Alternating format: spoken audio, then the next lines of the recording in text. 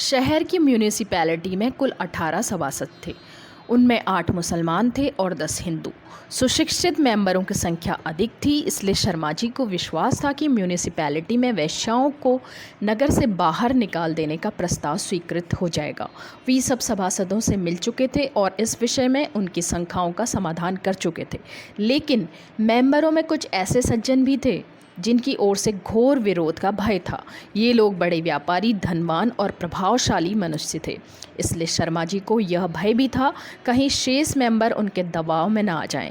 हिंदुओं में विरोधी दल के नेता सेठ बलभद्रदास थे और मुसलमानों में हाजी हाशिम। जब तक विट्ठलदास इस आंदोलन के कर्ता धर्ता थे, तब तक इन लोगों ने उसकी ओर कुछ ध्यान न दिया था, लेकिन जब से पद्म सिंह और म्यूनिसिपैलिटी के अन्य कई मेंबर इस आंदोलन में सम्मिलित हो गए, तब से सेठ जी और हाजी साहब के पेट में चूहे दौड़ रहे थे। उन्हें मालूम हो गया था कि शीघ्र ही यह मंतव्य सभा में उपस्थित होगा, इसलिए दोनों महाशय अपने पक्ष को स्थिर करने में तत्पर हो रहे थे।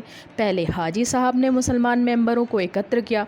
हाजी साहब का जनता पर बड़ा प्रभाव था और वह शहर के सदस्य मुसलमानों के नेता समझे जाते थे। शेष 7 मेंबरों में मौलाना तेग अली एक इमाम बाड़े के वली थे। मुंशी अब्दुल लतीफ़ एक बड़े ज़मींदार थे, लेकिन बहुधा शहर में रहते थे। कविता से प्रेम था और स्वयं अच्छे कवि थे। शाकिर बेग और शरीफ हसन वकील थे। उनके सामाजिक सिद्धांत बहुत उन्नत थे। Syed शफ़क़त Ali pensioner deputy collector थे। खां साहब शोहरत खां प्रसिद्ध हकीम थे। ये दोनों महाशय सभा समाजों से प्रायः पृथक ही रहते थे, किंतु उनमें उदारता और विचारशीलता की कमी न थी। दोनों धार्मिक प्रवृत्ति के मनुष्य थे।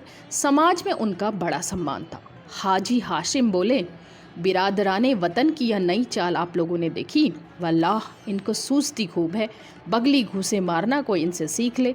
मैं तो इनकी रेशादमानियों से इतना बदजन हो गया हूँ कि अगर इनकी नेक नियति पर ईमान लाने में नजात भी होती तो न लाऊं। अबुल वफ़ा ने फरमाया, मगर अब खुदा के फजल से हमको भी अपने नफ़े नुकसान का एहसास होने लगा है। यह हमारी तादाद को घटाने की सरी कोशिश है। तवायफ़ें 90% मुसलमान हैं, जो रोज़े रखती हैं, इजादारी करती हैं, मौलूद और उर्स करती हैं। हमको इनकी जाति फैलों से कोई बहस नहीं। नेक और बद की सज़ा और जज़ा देना खुदा का काम है। हमको तो सिर्फ़ उनकी तादाद से गरज है। तेग अली, मगर उनकी तादाद क्या इतनी ज़्यादा है कि उससे हमारे मजमूई वोट पर कोई असर पड़ सकता है?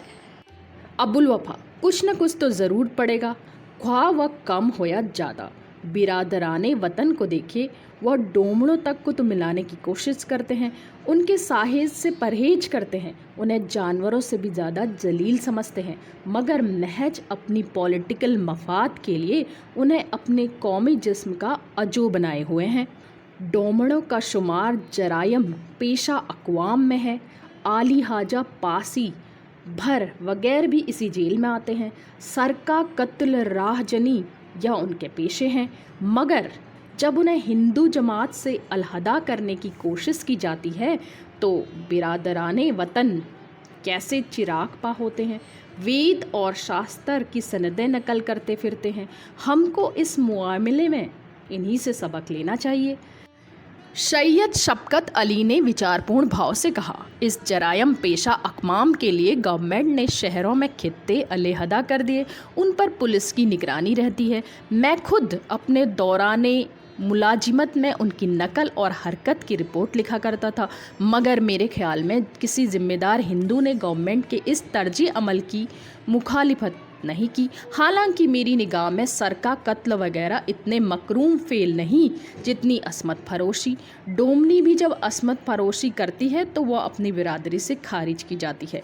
अगर किसी डोम या भर के पास काफ़ी दौलत हो तो वह इस हुस्न के बाज़ार में मनमाना सौदा खरीद सकता है। खुदा वह दिन न लाए कि हम अपने पॉलिटिकल मफाद के लिए इस हद तक जलील होने पर मजबूर हो जाएं। अगर इन तवायफ़ों की दीनदारी ने तुफ़ैल मैं सारे इस्लाम की खुदा जन्नत अता करे तो मैं दोजख में जाना पसंद करूँगा। अगर उनकी तादाद की बिना पर हमको इस मुल्क की बादशाही भी मिलती हो तो मैं कबूल न करूँ। मेरी राय तो यह है कि उन्हें मरकज शहर ही से नहीं, हदूद शहर से खारिज कर देना चाहिए। حکیم شہرت خاں بولے، جناب میرا بس چلے تو میں انہیں ہندوستان سے نکال دوں، ان سے ایک جزیرہ الگ آباد کروں۔ مجھے اس بازار کے خریداروں سے اکثر سابقہ رہتا ہے۔ اگر میری مذہبی عقائد میں فرق نہ آئے تو میں یہ کہوں گا کہ طوائفیں ہیجے اور طاعون کا اوتار ہیں۔ ہیجا 2 گھنٹے میں کام تمام کر دیتا ہے، پلیگ 2 دن میں، لیکن یہ جہنمی ہستیاں رلا رلا کر اور گھلا گھلا کر جان مارتی ہیں۔ منشی ابوالوفا صاحب انہیں جنتی حور سمجھتے ہوں، لیکن یہ وہ کالی ناگنیں ہیں جن کو آنکھوں میں زہر ہے۔ یہ وہ چشمے ہیں جہاں سے جرائم کے سوتے نکلتے ہیں۔ کتنی ہی نیک بیویاں ان کی بدولت خون کے آنسو رو رہی ہیں، کتنے ہی شریف زادے ان کی بدولت خستہ اور خوار ہو رہے ہیں۔ یہ ہماری بدقسمتی ہے کہ بیشتر طوائفیں اپنے کو مسلمان کہتی ہیں۔ شریف حسن بولے، اس میں تو کوئی برائی نہیں کہ وہ اپنے کو مسلمان کہتی ہیں، برائی یہ ہے کہ اسلام بھی انہیں راہ راستے پر لانے کی کوئی کوشش نہیں کرتا۔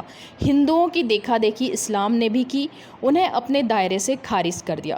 جو عورت ایک بار کسی وجہ سے گمراہ ہو گئی، اس کی طرف سے اسلام ہمیشہ کے لیے اپنی آنکھیں بند کر دیتا ہے۔ بے شک ہمارے مولانا صاحب سبز امامہ باندھیں، آنکھوں میں سرما لگائیں، گیسو سنواریں، ان کی مذہبی تسکین کے لیے جا پہنچتے ہیں، ان کے دسترخوان میں میٹھے لقمے کھاتے ہیں، خوشبودار خمیرے کی کش لگاتے ہیں، ان کے خسدان سے معطر بیڑے اٹھاتے ہیں۔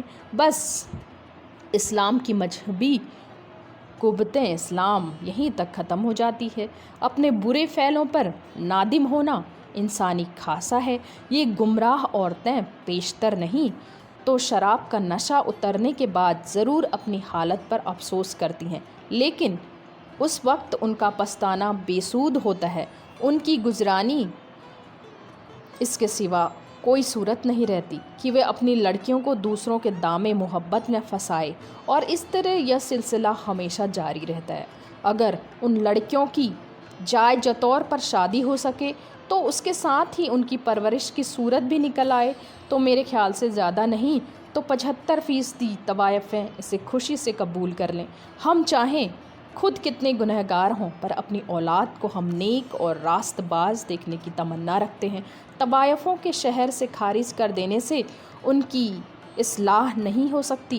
اس خیال کو سامنے رکھ کر میں اخراج کی تحریک پر اعتراض کرنے کی جرات کرتا ہوں، پر پولیٹیکل مفاد کے بنا پر میں اس کی مخالفت نہیں کر سکتا۔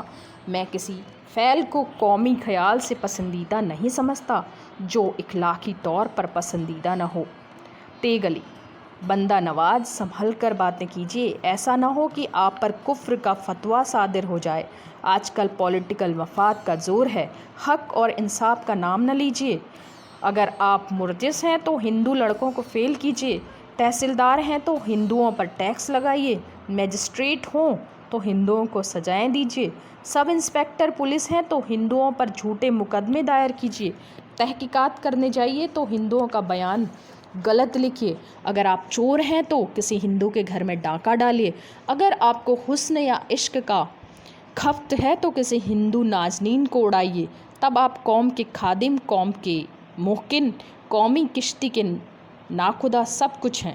حاجی ہاشم بڑبڑائے، منشی ابوالوفا کے تیوروں پر بل پڑ گئے، تیگ علی کی تلوار نے انہیں گھائل کر دیا۔ ابوالوفا کچھ کہنا ہی چاہتے تھے کہ شاکر بیگ بول اٹھے، بھائی صاحب یہ تان طنز کا موقع نہیں، ہم اپنے گھر میں بیٹھے ہوئے ایک عمل کے بارے میں دوستانہ مشورہ کر رہے ہیں۔ زبان تیز مصلحت کے حق میں زہر قاتل ہے۔ میں شاہدان تناج کو نظام تمدن میں بالکل بیکار اور مائع شر نہیں سمجھتا۔ آپ جب کوئی مکان تعمیر کرتے ہیں تو اس میں بدرون بنانا ضروری خیال کرتے ہیں، اگر بدرون نہ ہو تو چند دنوں میں دیواروں کی بنیادیں ہل جائیں۔ اس فرقے کو سوسائٹی کا بدروڑ سمجھنا چاہیے۔ جس طرح بدروڑ مکان کے نمایاں حصے میں نہیں ہوتی بلکہ نگاہ سے پوشیدہ ایک گوشے میں بنائی جاتی ہے، اسی طرح سے فرقے کو شہر سے پرفضا مقامات سے ہٹا کر کسی گوشے میں آباد کرنا چاہیے۔ منشی ابوالوفا پہلے کے واقعے سن کر خوش ہو گئے تھے، پر نالی کی اپما پر ان کا منہ لٹک گیا۔ حاجی ہاشم نے نैराश्य سے عبداللطیف کی اور دیکھا تو اب وہ چپ چاپ بیٹھے ہوئے تھے اور بولے، جناب کچھ آپ بھی فرماتے ہیں، دوستی کے بہاؤ میں آپ بھی تو نہیں بہہ جاتے؟ عبداللطیف بولے، جناب بندہ کو نہ اتحاد سے دوستی نہ مخالفت سے دشمنی، اپنا مشبر تو صلح کل ہے۔ میں ابھی یہی طے نہیں کر سکا کہ عالم و بیداری میں ہوں یا خواب میں۔ بڑے بڑے عالدوں کو ایک بے سر پیر کی بات کی تائید میں زمیں اور آسمان کے کلابے ملاتے دیکھتا ہوں، کیوں کر باور کروں کہ بیدار ہوں۔ صابن، چمڑے اور مٹی کے تیل کی دکانوں میں آپ کو کوئی شکایت نہیں پڑی۔ کپڑے، برتن، ادویات کی دکانیں چوک میں ہیں، آپ ان کو مطلق بے موقع نہیں سمجھتے؟ کیا آپ کی نگاہوں میں حسن کی اتنی وقعت نہیں؟ اور کیا یہ ضروری ہے کہ اسے کسی تنگ تاریک کوچے میں بند کر دیا جائے؟ کیا یہ باغ کہلانے کا مستحق ہے، جہاں سروں کی قطاریں ایک گوشے میں ہوں، بیلیں اور گلاب کے تختے دوسرے گوشے میں، اور روشوں کے دونوں طرف نیم اور کٹہل کے درخت ہوں، وسط میں پیپل کا ٹھونڈ اور کنارے ببول کی کلمیں ہوں، چیل اور کوے دونوں طرف تختوں پر بیٹھے اپنے راگ الاپتے ہوں، اور بلبلیں کسی گوش تاریک میں درد کے ترانے گاتی ہو؟ میں اس تحریک کی سخت مخالفت کرتا ہوں۔ میں اسے اس قابل بھی نہیں سمجھتا کہ اس پر متانت کے بعد بحث کی جائے۔ حاجی ہاشم مسکرائے۔ عبدالوفا کی آنکھیں خوشی سے چمکنے لگی۔ انیہ مہاشیوں نے دارشنک مسکان کے ساتھ یہ ہاسیہ پورن وکترتا سنی، پر تیگلی اتنے سہنشیل نہ تھے۔ تیور بھاؤ سے بولے، کیوں غریب پرور، اب کی بورڈ میں یہ تجویز کیوں نہ پیش کی جائے کہ میونسپلٹی عین چوک میں خاص اہتمام کے ساتھ مینا بازار آراستہ کرے، اور جو حضرات اس بازار کی سیر کو تشریف لے جائیں انہیں گورنمنٹ کی جانب سے خوشنودی مجاز کا پروانہ ادا کیا جائے۔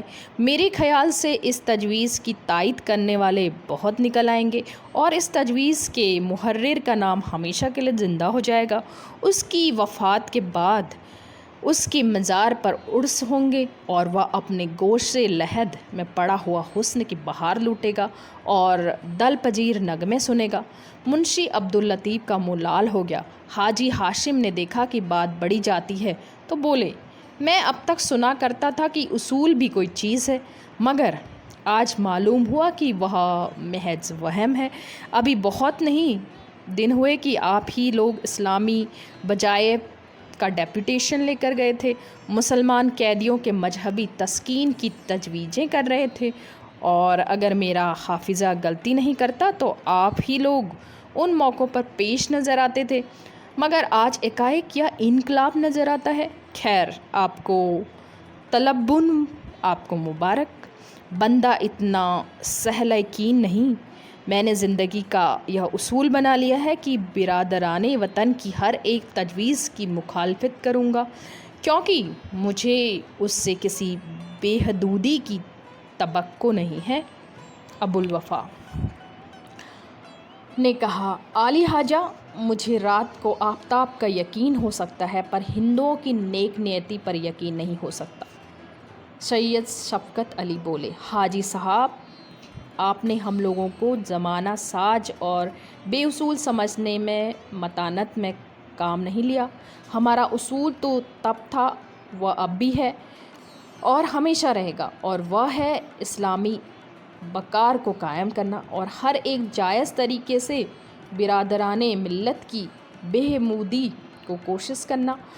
اگر ہمارے فائدے میں برادران وطن کا نقصان ہو تو ہم کو اس کی پرواہ نہیں، مگر جس تجویز سے ان کے ساتھ ہم کو بھی فائدہ پہنچتا ہے اور ان سے کسی طرح کم نہیں، اس کی مخالفت کرنا ہمارے امکان سے باہر ہے۔ ہم مخالفت کے لیے مخالفت نہیں کر سکتے۔ رات ادھک جا چکی تھی، سبھا سماپت ہوئی۔ اس وارتالاب کا کوئی وشیش پھل نہ نکلا۔ لوگ من میں جو پکش استھر کر کے گھر سے آئے تھے اسی پکش پر ڈٹے رہے۔ حاجی ہاشم کو اپنی وجہ کا جو پورن وشواس تھا اس میں سندیہ پڑ گیا۔